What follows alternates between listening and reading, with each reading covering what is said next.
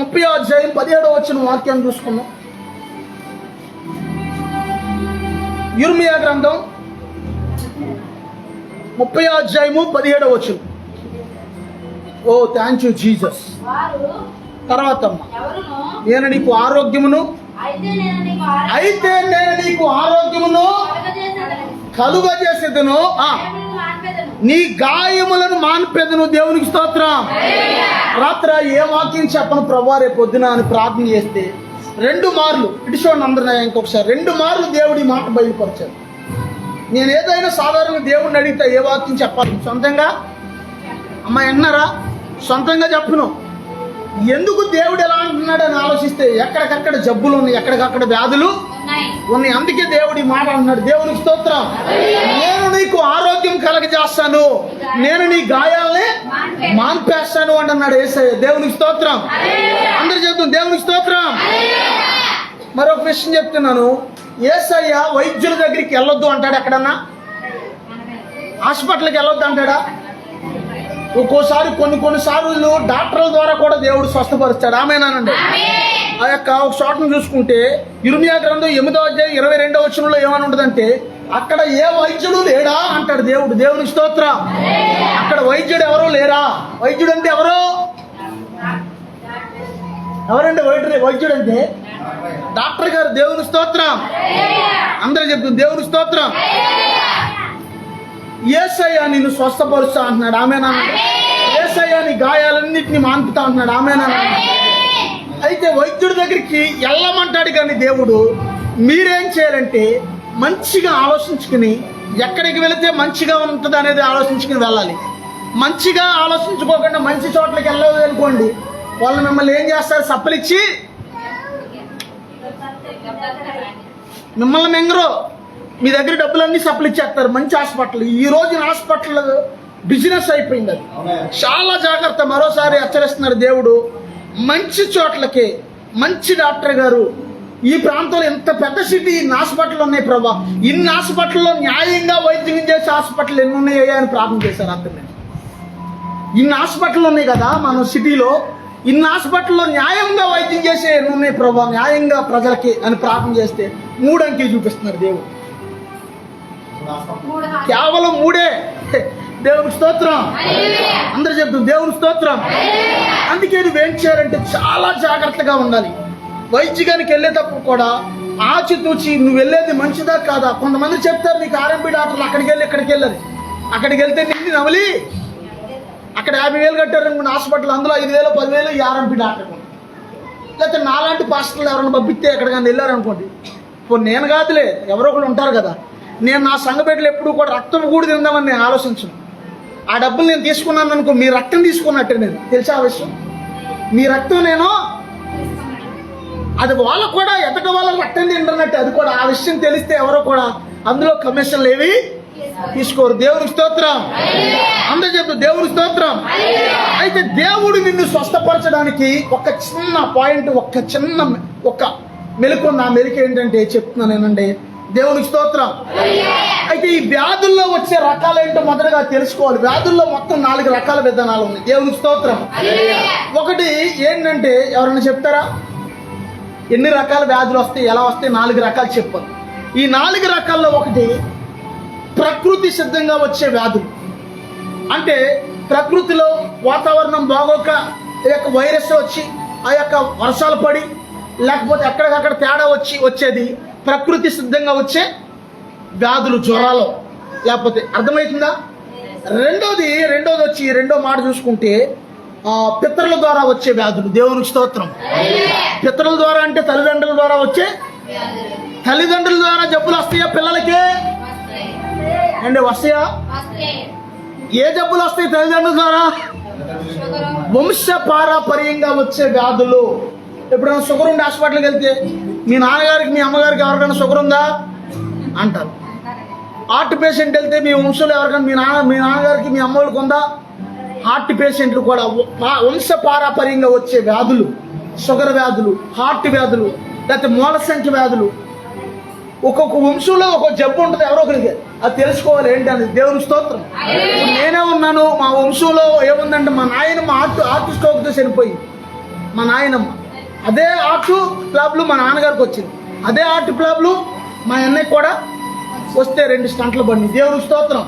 అంటే ప్రతి వంశ పారంపర్యంగా వచ్చే వ్యాధులు కూడా కొన్ని వైరస్ లోకల్లో వచ్చే వైరస్ ద్వారా వచ్చేది ఒకటి, రెండోది వంశపారంపర్యంగా వచ్చే వ్యాధులు 2, మూడోది ఏంటంటే మూడో మాట చూసుకుంటే మూడోది నీ పాపముల ద్వారా వచ్చే వ్యాధులు. దేవునికి స్తోత్రం. నాలుగోది ఏంటంటే దెయ్యాల ద్వారా వచ్చే వ్యాధులు. అమ్మ అర్థమైంది నేను చెప్పింది? పాపం ద్వారా కూడా కొన్ని వ్యాధులు వస్తాయి. దేవునికి స్తోత్రం. ఇక్కడే ఉన్నారా? దేవునికి స్తోత్రం. పాపం ద్వారా కూడా కొన్ని జబ్బులు వస్తాయి. దేవుని వాక్యం సెలవిస్తుంది. నేనంటలా ఈ మాట. 2వ దినవృత్తాంతాలు 7వ అధ్యాయం 14వ వచనం చదువుకుంటే 2వ దినవృత్తాంతాలు 7వ అధ్యాయం 14వ వచనం త్వరగా చదువు. నా పేరు పెట్టబడిన నా జనులు తమ్ముడు తాముడు తగ్గించుకొని ప్రార్థన చేసి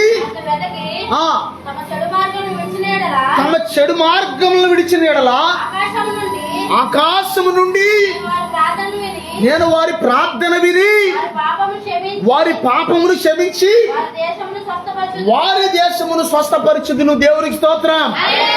దేవుడేమన్నాడు అంటే నా పేరు పెట్టబడిన నా జనులు, జాగ్రత్తగానండి, నా పేరు పెట్టబడిన నా ప్రజలు తమ్మును తామును తగ్గించుకుని తమ చెడు మార్గాలను విడిచిపెట్టి నాకు ప్రార్థన చేస్తే నేను వారి పాపాన్ని క్షమిస్తాను, వారిని స్వస్థపరుస్తాను అన్నాడు. దేవునికి స్తోత్రం. యేసయ్య నీ పాపాన్ని క్షమిస్తే నీకు స్వస్థత కలిగిద్ది. ఆమేనా? అలాగని అన్ని జబ్బులు పాపాల వలన వస్తున్నాయా? కాదు. ఒకటి వైరస్ల ద్వారా వచ్చే కొన్ని, పిత్తల ద్వారా వచ్చే కొన్ని, పాపాల ద్వారా వచ్చే కొన్ని, దెయ్యాల ద్వారా వచ్చేవి కొన్ని. మరి పాపాల ద్వారా పాపాలను క్షమించబడితే స్వస్థత వస్తుందని మరొక చోట కూడా ఉంది పరిశుద్ధ గ్రంథంలో. ఎక్కడుంది అమ్మా? ఇక్కడే ఉన్నారా? ఇప్పుడు ఇక్కడ ఏమన్నాడు దేవుడు? చెడు మార్గం విడిచిపెట్టమన్నా విడిచిపెట్టద్దు అన్నాడా? నువ్వు చెడు మార్గం విడిచిపెడితే నేను నిన్ను స్వస్థపరుస్తాను అంటున్నాడు యేసయ్య. దేవునికి స్తోత్రం. రెండోది తగ్గింపుతో కూడిన ప్రార్థన చేయాలి దేవుని దగ్గరకు వచ్చినప్పుడు. దేవునికి స్తోత్రం. అమ్మ విన్నారు నా మాట?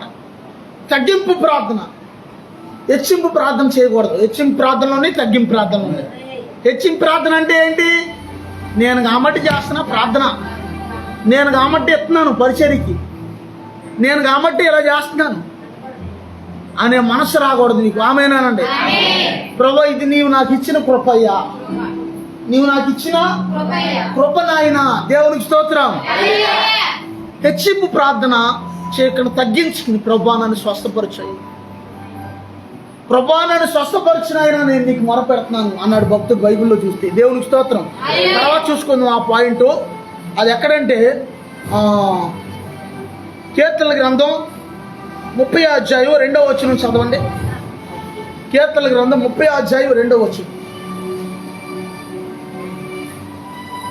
యెహోవా నా దేవా, నేను నీకు మొర్ర పెట్టగా నీవు నన్ను స్వస్థపరిచితివి. దేవునికి స్తోత్రం. అంటే నువ్వేం చేయాలంటే ఒకవేళ హాస్పిటల్కి వెళ్ళొచ్చు, తప్పులేదు. హాస్పిటల్కి వెళ్ళి చూపించుకోవచ్చు.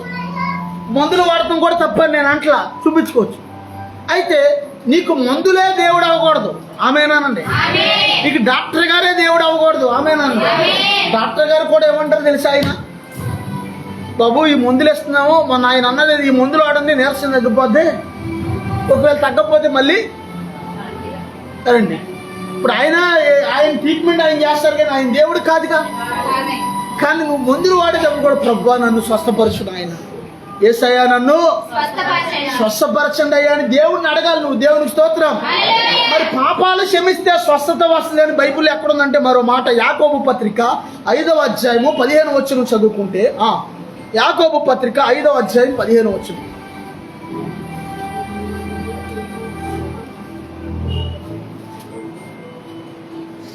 యెహోవా రఫా, యెహోవా రఫా, స్వస్థపరచవే వందనమయ్యా. యెహోవా రఫా, యెహోవా రఫా, స్వస్థపరచవే వందనమయ్యా.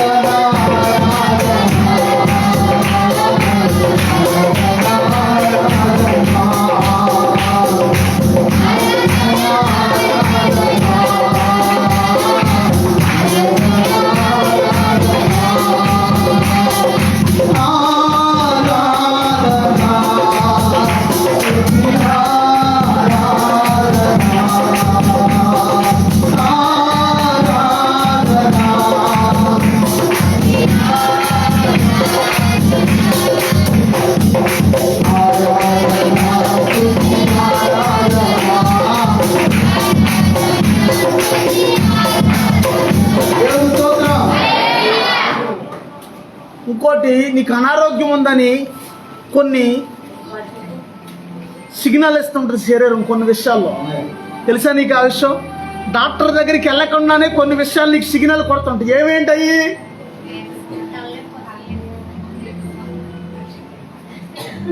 కరెక్ట్గా చెప్పాలి. మీరు ఎవరు చెప్తారా అని నేను ఎదురు చూస్తున్నాను. నీరసం ఉందని అవి ఎవరైనా చెప్తారు, అది కాదు. ఇంకా డాక్టర్ లాగే తెలుసుకోవచ్చు, డాక్టర్లం కాదు మనం, కానీ డాక్టర్ లాగా కొన్ని ఏంటంటే గుర్తులు. నీవు నాలుక రుచిని కోల్పోద్ది. నీ నాలుక నువ్వే తిన్నా నీకు రుచి, నీకే తిన్నా. అందుకే డాక్టర్లు కూడా కొన్నిసార్లు ఆను మరి అలా ఏం చేస్తారు, లైట్ వేసి నాలుగు చూస్తారు ముందు డాక్టర్ కూడా ఒక్కోసారి. రెండోది, ఇంకా బాగా టెస్టులు చేసేటప్పుడు యూరిన్ బాటిల్లో బట్టి అవసరం అయితే అది కూడా చెక్ చేస్తారు. అది కూడా యూరిన్లో కూడా మార్పు వస్తుంది, కలర్ మారిపోతాం రకరకాలుగా. ఒకటి. రెండోది, నీ నాలుక రుచిని కోల్పోద్ది. ఏది తిన్నా నీకు, ఏది తిన్నా సరే, ఎంత రుచికరమైన తిన్నా సరే అస్సలు నీకు గడ్డి తిన్నట్టు ఉంటుంది, రుచి ఉండదు అందులో. ఏది తిన్నా ఎంత రుచికరమైన తెచ్చినా నీకు రుచి. చూడండి ఆ గుర్తులు దేవుడు ఎలా పెట్టేశాడు ఇవన్నీ. దేవునికి స్తోత్రం. యాకోబు పత్రిక 5వ అధ్యాయము 15వ వచనం చదువుకుంటే, విశ్వాస సహితమైన ప్రార్థన ఆ రోగిని స్వస్థపరిచును, ప్రభు అతని లేపును, అతడు పాపములు చేసిన వాడైతే పాప క్షమాపణ నొందును. దేవునికి స్తోత్రం. దేవుడు ఎంత జ్ఞానంగా రాయించాడు చూడండి. ఆయన విశ్వాస సహితమైన ప్రార్థన, నీలో విశ్వాసం ఉంటే యేసయ్య నిన్ను స్వస్థపరుస్తాడు. ఆమేనా? విశ్వాస సహితమైన ప్రార్థన రోగిని పైకి లేపిద్దాను. దేవునికి స్తోత్రం. విశ్వాస సహితమైన ప్రార్థన స్వస్థతను తీసుకొస్తాడు. దేవునికి స్తోత్రం. అయితే ఒకవేళ ఆ వ్యక్తి పాపాలు చేసిన వాడైతే ఆ పాపాలు క్షమించబడతాయి అంట. దేవుని సేవకులు వెళ్ళి ప్రార్థన చేసినప్పుడు, సంఘ పెద్దలు అంటే దేవుని సేవకులు దానికి అర్థం. అంతేగాని సంఘంలో ఒక వ్యక్తిని నిలబెట్టి ఈడే సంఘ పెద్ద హాల్ కాదు అక్కడ అర్థం. దేవునికి స్తోత్రం. సంఘ పెద్దలు అంటే దేవుని సేవకులు. దేవునికి స్తోత్రం. దేవుని సేవకుడు వెళ్ళి నూనె రాసి ప్రార్థన చేసినప్పుడు వాళ్ళకి స్వస్థత కలిగిద్దని ఖచ్చితంగా దేవుని వాక్యం సెలవిస్తుంది. రెండోది, ఒకవేళ అతడు పాపాలు చేసిన వాడైతే ఆ పాపం ఒకవేళ దేవుడు ఆయన కనికరించి క్షమించే అవకాశము ఉంది. అలాగని పాపం చేయమని దేవుడు ఎక్కడ చెప్పలా. దేవునికి స్తోత్రం. అందరూ చెప్తుంది దేవునికి స్తోత్రం. దేవునికి స్తోత్రం. అందుకే నువ్వేం చేయాలంటే, యేసయ్య అస్సలు విషయం ఏంటంటే, అస్సలు స్వస్థత మనకి ఎలా వచ్చిందంటే విశ్వాసం మూలాన. ఎందుకు స్వస్థత వస్తుందంటే కారణం, అతడు పొందిన దెబ్బల చేత మనకు స్వస్థత కలుగుతున్నది. యేసయ్య తిన్న కొరడా దెబ్బల మూలాన నీకు స్వస్థత కలుగుతుంది. దేవునికి స్తోత్రం. అర్థమవుతుంది నీకు ఆ విషయం? అర్థమవుతుందమ్మా? యేసయ్య పొందిన కొరడా దెబ్బల మూలాన నీకు స్వస్థత కలుగుతుంది. దేవునికి స్తోత్రం. తర్వాత ఇందాక 4వ విషయం చెప్పాను. మొత్తం ఎన్ని విషయాలు చెప్పాను ఇందాక? మొదటి విషయం ఏంటి? ప్రకృతి సంబంధంగా వైరస్ల ద్వారా వచ్చే జబ్బులు ఒకటి. రెండోది, వంశపారపర్యంగా తాతల ద్వారా తాతలకి తండ్రులకి ఏమైనా జబ్బులు ఉంటే అదే జబ్బులు. తల్లిదండ్రుల ఆస్తులు ఎలా పిల్లలకు వస్తున్నాయో తల్లిదండ్రుల జబ్బులు కూడా వస్తాయి. మూడోది, పాపాల ద్వారా వచ్చే జబ్బులు. నాలుగోది, దెయ్యాల ద్వారా వచ్చే జబ్బులు. దెయ్యాలు కూడా కొన్ని జబ్బులు తీసుకొస్తాయి. మత్తయి సువార్త 8వ అధ్యాయం 17వ వచనం చదువుకుంటే,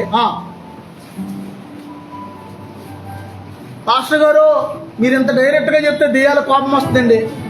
రాని మరి ఏం చేస్తాం చెప్పాలిగా వాక్యం. దేవుని స్తోత్రం. దేవుని స్తోత్రం. అది చదవండి అమ్మా. 8:17 మత్తయి 8:17. ఆయన మాట వలన దెయ్యములను వెళ్ళగొట్టి రోగుల నెలను స్వస్థపరిచిన. దేవునికి స్తోత్రం. ఎవరి మాటతో యేసయ్య దెయ్యాలను వెళ్ళగొట్టాడు అమ్మా? యేసయ్య మాట వలన దెయ్యాలను వెళ్ళగొట్టాడు. దేవునికి స్తోత్రం. యేసయ్య మాట వలన దెయ్యాలను వెళ్ళగొట్టి ఏమని వెళ్ళగొట్టాడంటే, ఆయన మనమైతే యేసునామమున ఆజ్ఞాపిస్తున్నాను అంటాం మనమైతే. దేవునికి స్తోత్రం. కానీ ఆయన అయితే ఎలా వెళ్ళగొట్టాడంటే, దైవా అనగానే దెయ్యం వెళ్ళిపోయింది. దేవునికి స్తోత్రం. అందరూ చెప్తాం దేవునికి స్తోత్రం. ఆయన మాటతో దెయ్యాలను వెళ్ళగొట్టాడంటే యేసయ్య. దెయ్యాలను వెళ్ళగొట్టి రోగులను స్వస్థపరిచాడంటే దేవునికి స్తోత్రం. అందరూ చెప్తాం దేవునికి స్తోత్రం. అంత పవర్ యేసయ్య మాట. ఆమేనండి. యేసయ్య మాట అంత శక్తి కలిగిన మాట. తెలుసా మీకు ఆ విషయం? ఇప్పుడు నిజంగా దెయ్యాలు జబ్బులు తేవట్లేదు అనుకోండి, ఈ రాయిపిస్తాడు దేవుడు ఎలాగా? ఎవరి దాకా ఎందుకు? సజీవ సాక్ష్యం. అది వెంకటేశ్వరరావు గారి సాక్ష్యం. వెంకటేశ్వరరావు గారి సజీవ సాక్ష్యం కళ్ళ ముందర కనపడుతుందా? నిలువెత్తు. ఒక వ్యక్తికి ఈయనకి చిన్న గొడవ అయితే సౌండ్ సిస్టమ్ లేట్ అయిందని ఈయనకి చేతబడి చేసి ఒక దురాత్మను పంపించారు. ఈయన ఏమైందో అవయవాలన్నీ ఆ టైంలో మొత్తం తేడా వచ్చేసిందిగా. తేడా వచ్చేస్తే నిర్మల్ హాస్పిటల్కి తీసుకెళ్తే అక్కడి నుంచి రాజమండ్రి తీసుకెళ్ళిపోమన్నారు.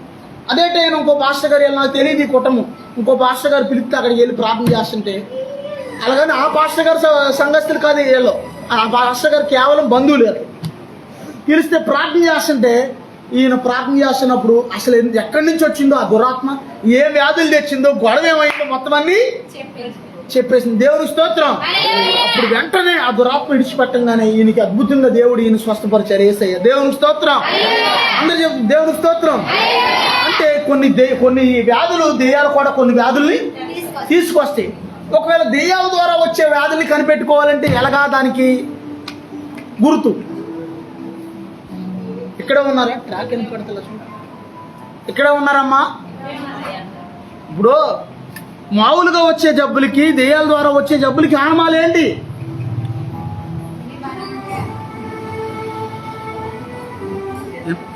ఇక్కడే ఉన్నారా అమ్మా? దురాత్మల ద్వారా వచ్చే వ్యాధులకి పీడకాలు వస్తాయి. ఏదో ఉలుక్కు పడినట్టు, ఏదో జడుచుకున్నట్టు, ఏదో గబుక్కును ఒకసారి ఉన్నట్టుండి ఒక్కొక్కసారి ఉలుక్కు పడుతుంది, ఒక్కోసారి వెంటనే ఉలుక్కు పడుతుంది, ఒక్కోసారి. అదేంటంటే దురాత్మల ద్వారా వచ్చే గుర్తులై పీడకలలు రావటం, ఎవరో తరుముతున్నట్టు పీడకలలు రావటం, లేకపోతే ఏదో రకరకాల పాములు తరుముతున్నట్టు, లేకపోతే ఏదైనా జంతువులు తరుముతున్నట్టు, ఏదో మనుషులు తరుముతున్నట్టు, ఇలాంటి రకరకాల సందర్భాలు ఇవన్నీ కనపడతాయి. లేకపోతే ఎవరో నిన్ను ఇలా పట్టుకు నీడ్చుకెళ్ళిపోతున్నట్టు, ఇవన్నీ ఏంటంటే ఆ యొక్క దురాత్మ గుర్తులు అన్నమాట. ఇవన్నీ దురాత్మల ద్వారా వచ్చే వ్యాధులు అవి. అయితే ఏ వ్యాధికైనా సరే దేవుడు స్వస్థపరుస్తాడు, ఎలాంటి వ్యాధి అయినా సరే. ఆమేనా? ఎప్పుడు స్వస్థపరుస్తాడు అమ్మా?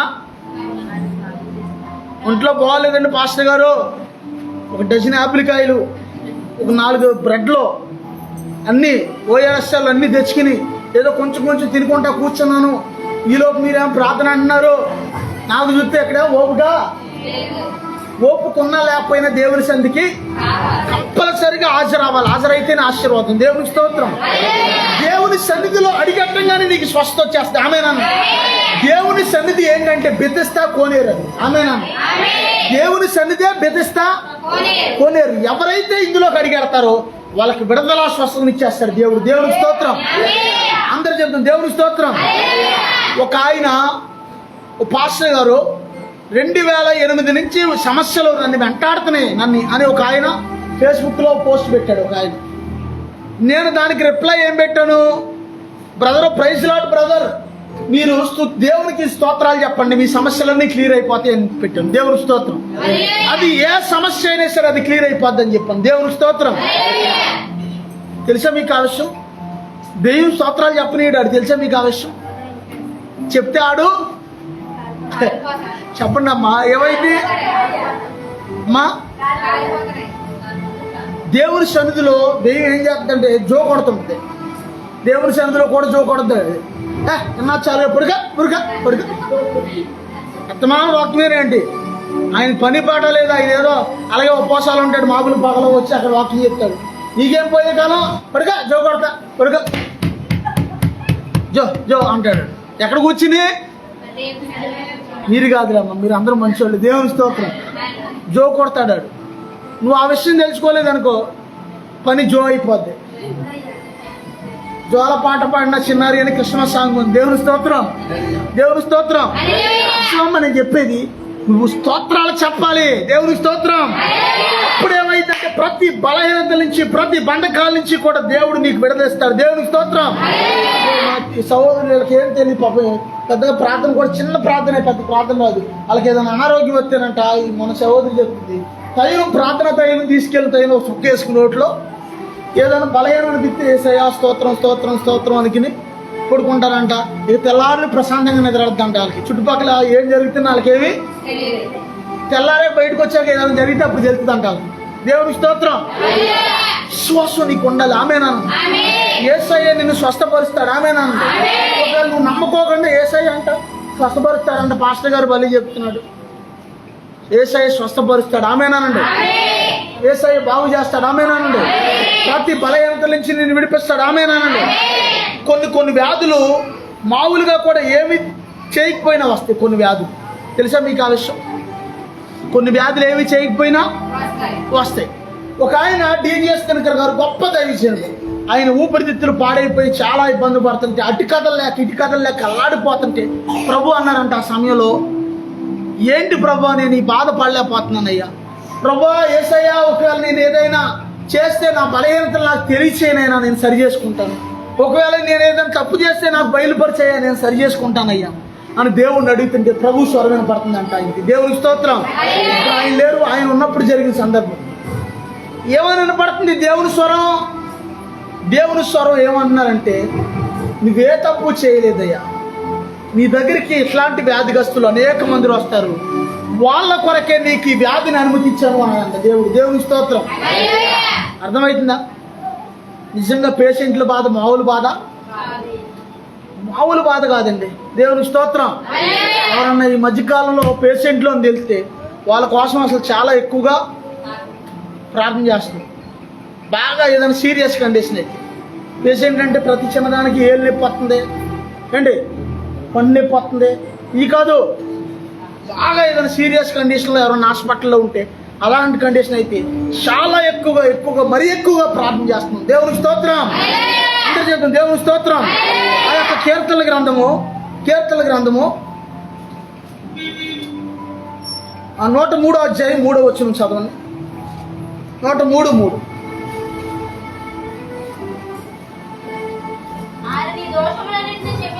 ఆయన నీ దోషములన్నిటినీ తర్వాత నీ సంకటములన్నిటినీ కుదుర్చువాడు. దేవుని స్తోత్రం. నీ సంకటాలంటే ఏంటంటే నీ వ్యాధులన్నీ కూడా కుదురుతాడు ఆయన. ఆమేనానండి. అమ్మ అర్థమైంది నేను చెప్పింది? నీ వ్యాధులన్నీ కుదుర్చుతాడు యేసయ్య. ఆమేనాను. ఇప్పుడు బైబిల్లో రక్తస్రావం కలిగిన స్త్రీ ఉంది.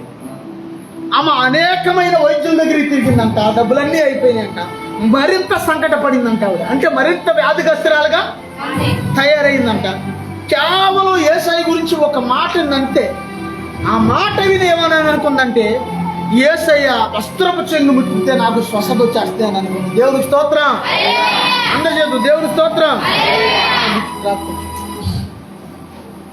ఆ యొక్క మార్కు సువార్త 5వ అధ్యాయం 25వ వచనం నుంచి చదవండి.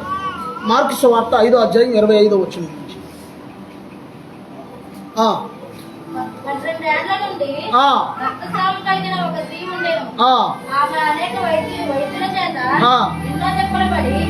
అమ్మ ఒకసారి ట్రాక్ తగ్గించమన్నా నా వంక సౌండ్ ఒకసారి. వైద్యుల చేత ఏం పడిందంట? ఎవరి చేత పడింది? అర్థమైందా పాయింట్? ఇక్కడే ఉన్నారా? ఎక్కడ పడింది తిప్పలే అయ్యా? వైద్యుల చేత అనేకమైన తిప్పలు పడిందంట. అంటే ఈడు కాదాడు, వాడు కాదు, ఈడు కాదాడు అని అన్ని హాస్పిటల్కి ఇక్కడ కాదంట అక్కడ బాగా చూస్తున్నారంట, అక్కడ ఇంకా బాగా చూస్తారంట, ఇక్కడ ఇంకా బాగా చూస్తారంట అని అటు పరిగెట్టి ఇటు పరిగెట్టి మొత్తం ఉన్న డబ్బులన్నీ అయిపోయాక అప్పుడు ఎవరు గుర్తొచ్చారు? అమ్మా డబ్బులు ఉన్నంత సేపు చాలా మందికి యేసయ్య గుర్తుకురాడు. ఆ 4 రూపాయలు అయిపోయాకే అన్నీ అయిపోయాక యేసయ్య గుర్తొచ్చి ఏం చేసిందంటే ఆమె యేసయ్య వస్త్రపు చెంగు ముట్టిందంట. చదువు. యేసయ్యను గురించి విందే మొదటగా. దేవుని స్తోత్రం. విన్నప్పుడు ఈమెకి ఏం కలిగింది? యేసయ్యను గురించి విన్నాక విశ్వాసం కలిగింది. దేవుని స్తోత్రం. ఏంటంటే ఆ విశ్వాసం కనీసం యేసు ప్రభు వారి యొక్క వస్త్రం పట్టుకుంటే చాలు, ఆయన చొక్కా ఇలా అంటుకుంటే చాలు నాకు స్వస్థత వచ్చేస్తుంది. దేవుని స్తోత్రం. ఉందా ఎవరికన్నా యేసయ్య చొక్కా ముట్టుకోవాలని? యేసయ్య ఇక్కడ వస్తున్నాడంటే వదులుతారు అసలు జనాలు? అసలు నిజంగా యేసయ్య మనం ఏమంటాం? నువ్వు నిజమైన యేసయ్యనయ్యా, నువ్వు యేసయ్యలాగా బాగా బలి అశ్మీసవయ్యా, యేసయ్యలాగా తలపెట్టుకుని వచ్చావు, యేసయ్యలాగా వస్త్రం పెట్టుకుని వచ్చావు అంటాం. ముందు నమ్మం మనం అంటాం. ఈ కాలంలో నిజంగా యేసయ్య వచ్చి అక్కడ నిలబడితే కానీ అందరికీ ఆశ ఉంటుంది, యేసు ప్రభువుని చూడాలని అందరికీ ఆశ ఉంది, యేసయ్యను ముట్టుకోవాలని అందరికీ ఆశ ఉంటుంది. కానీ యేసు ప్రభు నిన్ను ముట్టుకుంటే నీకు విడుదల వచ్చేస్తుంది. దేవుని స్తోత్రం. ఆయన కట్టిన పాటకి అదే అర్థం. నిన్ను ముట్టుకుంటే మహిమా మహిమా, నిన్ను ముట్టుకుంటే మహిమా మహిమా,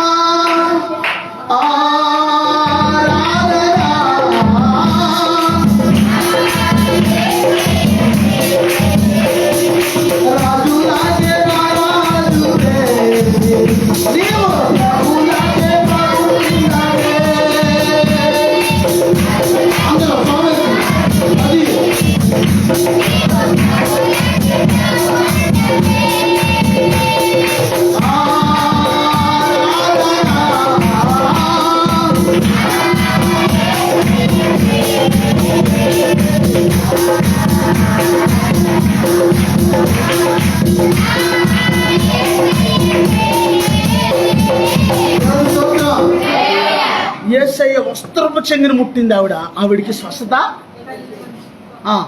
ఆమె ఏమనుకుందంటే యేసు ప్రభు వారిని గురించి విన్నాక ఏమనుకుందంటే, నేను ఆయన వస్త్రాన్ని ముట్టుకుంటే చాలు, నేను బాగుపడిపోతాను అని అనిపించింది. దేవుడు స్తోత్రం. దేవుడు ఒక్కోసారి నిన్ను తాగుతాడుండో. ఆమెనండి, తెలుసా నీకు ఆ విషయం? ఆయన వస్త్రం మీద రాజులకు రాజు అని ఉంటుందంట, ఆయన తొడ మీద రాజులకు రాజు అని రాసి ఉంటుందంట. యేసు ప్రభు వారి తొడ మీద వస్త్రం మీద. దేవుని స్తోత్రం. రాజులకు రాజు అయిన, ప్రభువులకు ప్రభు అయిన ఆయన నిన్ను ముడితే ఏమైందంటే నీకు విడుదల వచ్చేస్తా. ఆమేనండి. నీకు స్వస్థత వచ్చేస్తా. ఆమేనండి. మన సహోదరుడు రాజకుమారికి అనారోగ్యం ఉన్నప్పుడు, ప్రభా ఇదిగోనైనా నీ కుమారుని తాకండి ప్రభా అని ఇదే ప్రార్థన చేసి. దేవుని స్తోత్రం. ఎందుకు అయిపోతుంది ఇప్పుడు, ఎందుకు ఉపయోగం? అయిపోయాక వస్తున్నా ప్రతిసారి ఉపయోగం ఏముంది? అంతా అయిపోయి వస్తే ఉపయోగం ఏముందమ్మా? కరెక్ట్ కాదు అది దేవుని సన్నిధిలో. దేవుని స్తోత్రం. వాక్యం కూడా అయిపోతుంది కదా, ఇంకెంత 5 నిమిషాలు చర్చ్ అయిపోయాక వచ్చి నన్ను సంతోషపెడితే ఉపయోగం, దేవుడు సంతోషపెట్టాలమ్మా. దేవుని స్తోత్రం. లేలోయ లేకపోతే మీరు ఆఖరిని వెళ్ళి కానికిచ్చుకుందాం. మీరు దేవుని సన్నిధిలో లేకుండా మీరు ఇచ్చే కానికలేదు. దేవుని స్తోత్రం. లేలోయ. ఇప్పుడు ఏం చెప్పాను వాక్యం?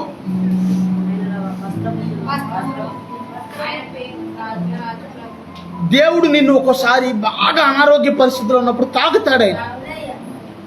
గుర్తుంచుకోడు, తాగుతాడాయన. అలాగని మనం తాగమని అడగక్కర్లా. ఆయన మాట సెలవిస్తే చాలు నీకు స్వస్థత వచ్చేస్తుంది. దేవుని స్తోత్రం. ఇక బాగా క్రిటికల్ పరిస్థితి అయినప్పుడు దేవుడే ఎంటర్ అయిపోతాడు. దేవుని స్తోత్రం. బాగా భయంకరమైన పరిస్థితి వచ్చినప్పుడు దేవాది దేవుడే ఆయన ఎంటర్ అయ్యి ఆయన ఏం చేస్తాడంటే నిన్ను ముట్టుతాడు ఆయన. దేవుని స్తోత్రం. యేసయ్య నిన్ను ముట్టినా నీకు స్వస్థత వస్తుంది. ఆమేనండి. నీ వెళ్ళి యేసయ్యని ముట్టినా నీకు స్వస్థత వస్తుంది. ఆమేనండి. అర్థమైంది నేను చెప్పింది? అయస్కాంతం వెళ్ళి ఇనుముక్క అంటుకున్నా, ఇనుముక్క అయస్కాంతాన్ని పట్టుకున్నా పవర్ ఎందులో ఉంది? అయస్కాంతంలో ఉంది పవర్. దేవుని స్తోత్రం. యేసు ప్రభు వారిని నువ్వు ముట్టుకున్నా నీకు స్వస్థత వస్తుంది. ఆమేనండి. లేకపోతే యేసయ్య వచ్చి నిన్ను ముట్టుకున్నా, లేకపోతే నువ్వు వెళ్ళి యేసయ్యని ముట్టుకున్నా నీకు స్వస్థత కలుగుద్ది. దేవునికి స్తోత్రం. ఆయన వస్త్రపు చెంగు ముట్టుకుంటే చాలు నాకు స్వస్థత వస్తుంది అని అనిపించిందంట. ఎంత విశ్వాసమో చూడండి. కనీసం అమ్మా నువ్వు స్తోత్రాలు చెప్పమ్మా నీకు విడుదల వస్తుంది, నీకు స్వస్థత ఇస్తాడు దేవుడు అంటే, ఆ పాస్టర్ గారు అలాగే చెప్తారు అని అనిపిస్తారు దెయ్యం మనసులో. పాస్టర్ గారు ఎలాగెళ్ళద్ది దెయ్యం అక్కడి నుంచి నీ దగ్గర నుంచి? స్తోత్రాలు చెప్తే నిద్ర వచ్చేద్ది నీకు. స్తోత్రాలు చెప్తే చెప్పు చూడు, నువ్వు ఖాళీగా ఉన్నప్పుడు ఇంటికి వెళ్ళాక స్తోత్రాలు చెప్తున్నప్పుడే నీకు నిద్ర వస్తే ఆడు జో కొడతాడు. వాడు ఇక్కడ కూర్చొని ఎవరికా వాళ్ళు అలాగే చెప్తారు. పడుక అంటాడు వాడు. దేవుని స్తోత్రం. ఆడి మాటను కూడా దేవునికి స్తోత్రం. ఒకసారి బాగా నీకు భయం వేసింది అనుకోండి. భయం వేస్తుంది ఎప్పుడన్నా? అన్న వేస్తుందా? మా బాధగా ఉందండి. భయం వేస్తుందా? భయం నీకు వేయకూడదు. ఆమేనండి. ఎందుకంటే యేసు ప్రభు రక్తం మన మీద ఉంది. ఒకవేళ భయం వేస్తే యేసు రక్తం యేసు రక్తం యేసు రక్తం యేసు రక్తం అని అనుకుంటే వాళ్ళండి. దేవునికి స్తోత్రం. అమ్మో వీడన్నీ నేర్పించేస్తున్నాడు వీళ్ళకి అన్నీ. నేను అందుకే అక్కడికి వెళ్ళొద్దే బాబు, అక్కడికి వెళ్ళొద్దురా బాబు అంటే వెళ్ళారు. చూడండి మొత్తం అన్నీ నేర్పించేస్తున్నాడు, అన్నీ చెప్పేస్తున్నాడు. ఇప్పుడు ఎలాగా దెయ్యానికి ఎలాగ ఉంటుందంటే కాలిపోతుంది దెయ్యానికి. నీకు భయం వేసినప్పుడు యేసు రక్తం, యేసు రక్తం, యేసు రక్తం, యేసు రక్తం, యేసు రక్తం దేవుని స్తోత్రం. అప్పుడు కూడా ఒకసారి నువ్వు స్తోత్రాలు చెప్తున్నప్పుడు కూడా స్వరం వినపడద్దండో. స్తోత్రాలు చెప్పినప్పుడు కూడా స్వరం వినపడద్ది. తెలుసా మీకు ఆ విషయం?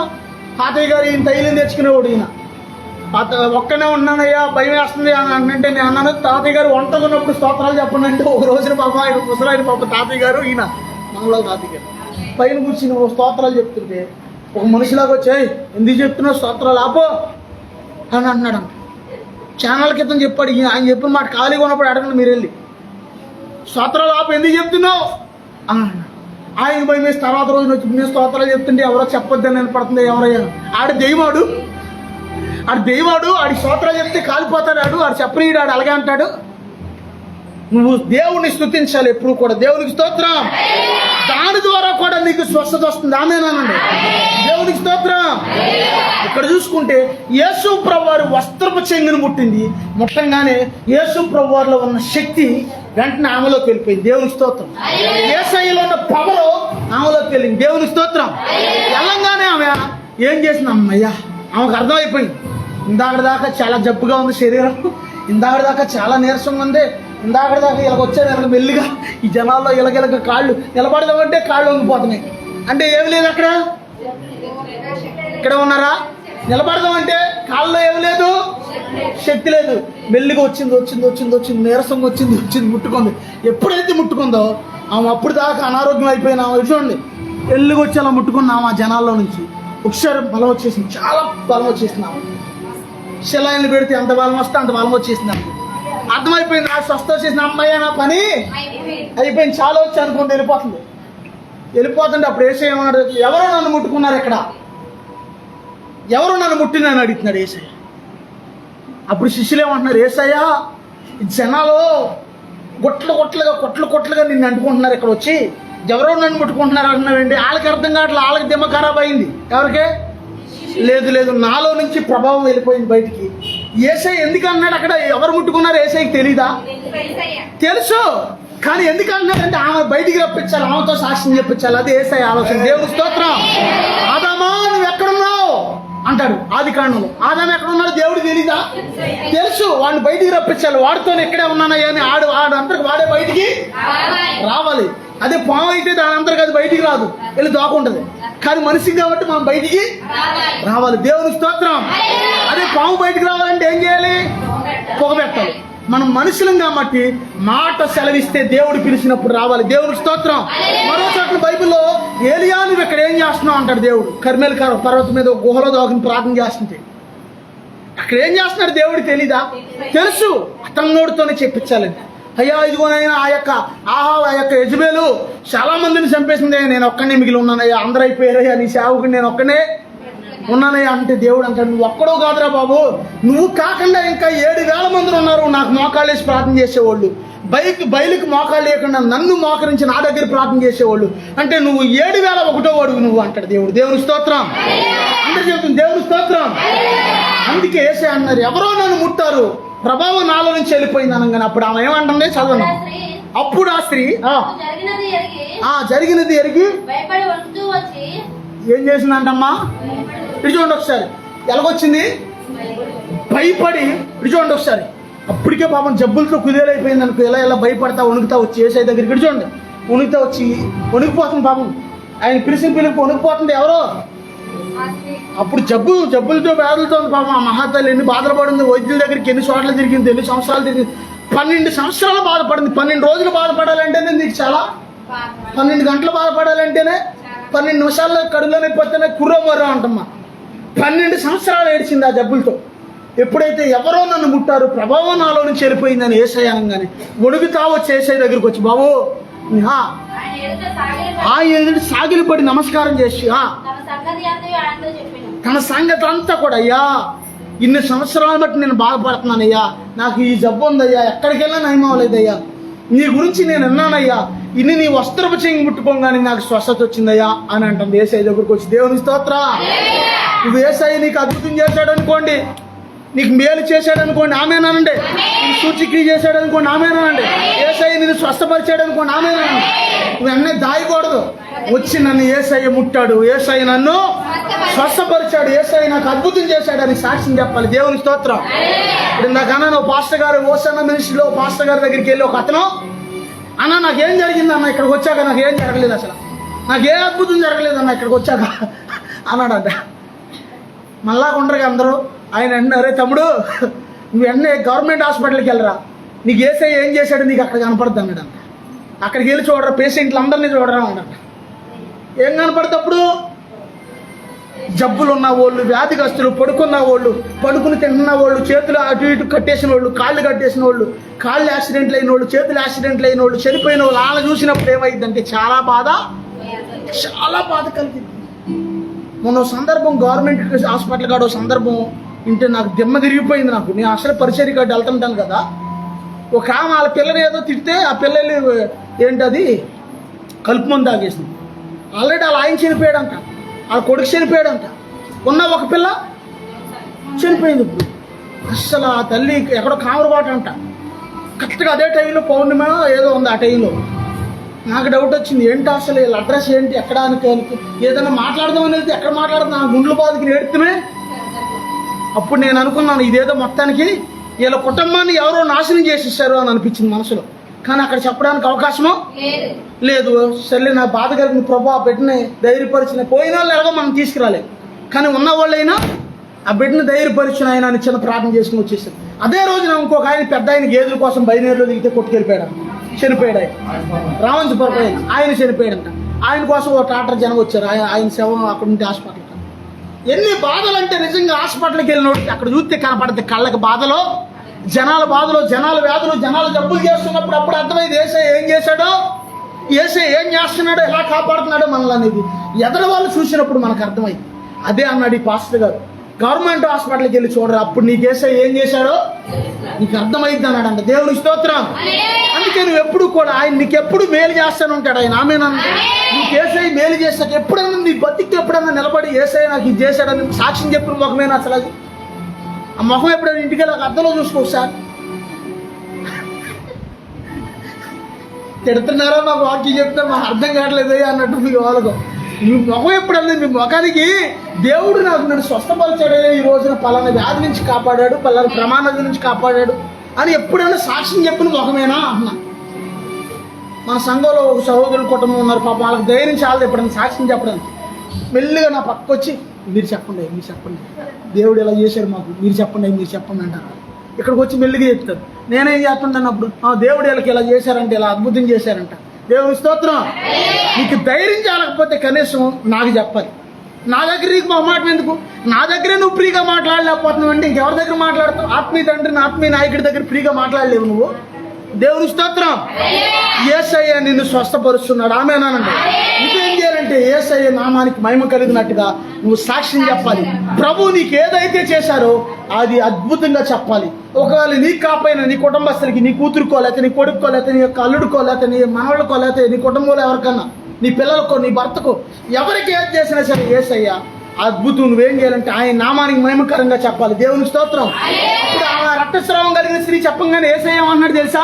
చెప్పండి, చదవండి. అందుకు ఆయన కుమారి నీ విశ్వాసము నిన్ను స్వస్థపరిచింది, సమాధానము గలదాని వైపు పొమ్ము. దేవునికి స్తోత్రం. కేవలం యేసయ్య చెప్పుకోకుండా వచ్చేసింది అనుకో, స్వస్థత వచ్చేసింది. ఇప్పుడు యేసయ్య ఏమిచ్చాడు? స్వస్థతో పాటుగా యెహోవా తన ప్రజలకు సమాధానం కలగజేసి వారిని ఆశీర్వదించునని కీర్తన 29లో ఉంది. దేవునికి స్తోత్రం. అక్కడ ఏమైతే ఎప్పుడైతే యేసయ్యకి చెప్పిందో, అమ్మా నీ విశ్వాసం నిన్ను స్వస్థపరిచింది కుమారి అంటే, నా బిడ్డ నీ విశ్వాసం నిన్ను స్వస్థపరిచింది, సమాధానం గలవందేపో, నీకు సమాధానం కలుగును గాక అంటున్నాడు యేసయ్య. ఆమేనా? జనాల్లో చాలా మందికి సమాధానం లేదు. తెలుసా మీకు ఆ విషయం? డబ్బులుంటే అన్నీ వచ్చేస్తే, డబ్బులుంటే కొండెక్కి కూర్చుంటాను, మేడెక్కి కూర్చుంటాను, మిద్దెక్కి కూర్చుంటాను, వాహనం ఎక్కి కూర్చుంటాను, బస్సు కొంటాను, విమానం కొంటాను, ఈ కబుర్లు చెప్తారు అందరూ. మరి డబ్బులు ఉన్న వాళ్ళే సినిమా యాక్టర్లు బోల్డ్ మంది ఆత్మహత్యలు చేసి చచ్చిపోతున్నారు. ఏంటి వాళ్ళ పరిస్థితి? ఏమి లేదంటే వాళ్ళకి సమాధానమో లేదు. అందుకే నీకు సమాధానం ఉంది కాబట్టి నువ్వు ఎల్లప్పుడూ దేవుని సన్నిధిలో నీకు సమాధానము కలుగును గాక. ఆమేనండి. యేసు నామములో నీకు స్వస్థత కలుగును గాక. యేసు నామములో నీకు సమాధానం కలుగును గాక. యేసు నామములో నీ కుటుంబాన్ని కాపాడును గాక. దేవుడి చిన్న వాక్యాన్ని దీవించును గాక. ప్రార్థన చేసుకున్నాం. ప్రభా సహాయం చేయనైనా. ప్రభా ఇదిగో నాయన, ఆయన నీకు ఆరోగ్యం కలగజేస్తాను అంటున్నాడు. యేసయ్య నిన్ను స్వస్థపరుస్తాను అంటున్నాడు. ఇదిగో నీ గాయాల్ని మానుపుతాను అంటున్నాడు ఆయన. ఇదిగో యేసయ్య పొందిన దెబ్బల చేత నీకు స్వస్థత కలుగుతున్నది. ఇదిగో నా పేరు పెట్టబడిన జనులు తాముడు తగ్గించుకుని నాకు మొరపెట్టినప్పుడు, తమ చెడు మార్పులు విడిచిపెట్టినప్పుడు ఇదిగో నేను వారిని బాగు చేస్తాను అంటున్నాడు. ప్రియమైన తల్లి, ప్రియమైన చెల్లి, ప్రియమైన సహోదరుడా, ఇదిగో నీవు ఎలా ఉన్నావు దేవుని సన్నిధిలో, ప్రభా తగ్గింపు జీవితం నాకు కావాలయ్యా. చెడు మార్గములను విడిచిపెట్టే జీవితం నాకు కావాలయ్యా. యేసయ్యా నాకు స్వస్థత కావాలయ్యా అని అడుగు. ప్రభా సహాయం చేయండి. అమ్మా, దేవుడు నీతో మాట్లాడుతున్నాడు. ప్రియమైన బిడ్డ, దేవుడు నీతో మాట్లాడుతున్నాడు. యేసయ్యా నన్ను స్వస్థపరచండి. యేసయ్యా నా కుటుంబస్తులను స్వస్థపరచండి. యేసయ్యా చెడు మార్గం నుంచి నన్ను విడిపించండి. ఇదిగో అతడు ఒకవేళ పాపములు చేసిన వాడైతే పాప క్షమాపణ పొందిన వాడు దేవుని వాక్యం సెలవిస్తుంది. ప్రభా ప్రతి పాపం నుంచి నన్ను విడిపించండి అయ్యా. ప్రతి శాపం నుంచి నన్ను విడిపించండి అయ్యా. ఇదిగో ఆయన నీ దోషములను క్షమించేవాడు, నీ సంకటములన్నింటినీ కుదిర్చేవాడు అని దేవుని వాక్యం సెలవిస్తుంది. ఇదిగో రక్తస్రావం కలిగిన స్త్రీ అనేక మంది వైద్యుల దగ్గరికి వెళ్ళింది, కానీ మరింత సంకటపడిందంట, మరింత వ్యాధిగ్రస్తురాలైంది. ఇదిగో ఎప్పుడైతే ప్రభు దగ్గరికి వచ్చిందో ప్రభు ఆమెను స్వస్థపరిచారు. ఇదిగో విశ్వాసంతో ప్రభు వస్త్రపు చెంగబుట్టుకుంది. ఇదిగో విశ్వాసంతో బెతిస్తా అనే దేవుని మందిరంలో నువ్వు అడిగెట్టినప్పుడు ఇక్కడ దేవుడు నిన్ను స్వస్థపరుస్తున్నాడు. ఇదిగో బెతెస్దా కోనేరుకి సాదృశ్యంగా ఉన్న దేవుని మందిరంలో నీవు ఇదిగో అడుగు పెట్టినప్పుడు దేవుడు నీ బలహీనతల నుంచి నిన్ను విడిపించి నిన్ను స్వస్థపరుస్తున్నాడు. ఇదిగో నీ ప్రక్కన 1000 మంది పడినా, నీ కుడి ప్రక్కన 10,000 మంది కూలినా అపాయం నీ వద్దకు రాకుండా దేవుడు నిన్ను కాపాడుతున్నాడు. తెలుసా నీకు ఆ విషయం? అనేక మంది వ్యాధుల పాలైపోయి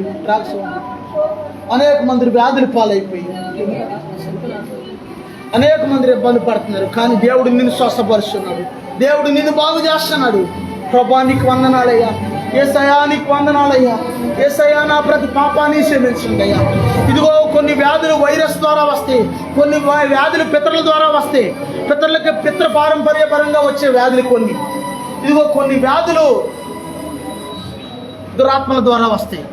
ఇదిగో కొన్ని వ్యాధులు రకరకాలుగా నువ్వు చేసే పనులు బట్టి కూడా, పాపాన్ని బట్టి కూడా కొన్ని వ్యాధులు పాపాలను బట్టి వస్తాయి, కొన్ని వ్యాధులు దురాత్మలను బట్టి వస్తాయి. ప్రభా నన్ను క్షమించండి అయ్యా. ప్రతి బలహీనత నుంచి నన్ను విడిపించండి అయ్యా. ప్రతి బంధకాల నుంచి నన్ను విడిపించండి అయ్యా. యేసయ్యా నన్ను స్వస్థపరచండి అయ్యా అని అడుగు. ఈ దినాల్లో దేవుడు నిన్ను ఎంతగానో కాపాడుతున్నాడు. యేసయ్యా నన్ను స్వస్థపరచండి అయ్యా. యేసయ్యా నన్ను స్వస్థపరచున్నాయన. ఇదిగో యేసుక్రీస్తు ప్రభువు నిన్ను స్వస్థపరుచుచున్నాడు. దేవుని సన్నిధిలో ప్రార్థన చేసుకుందాం.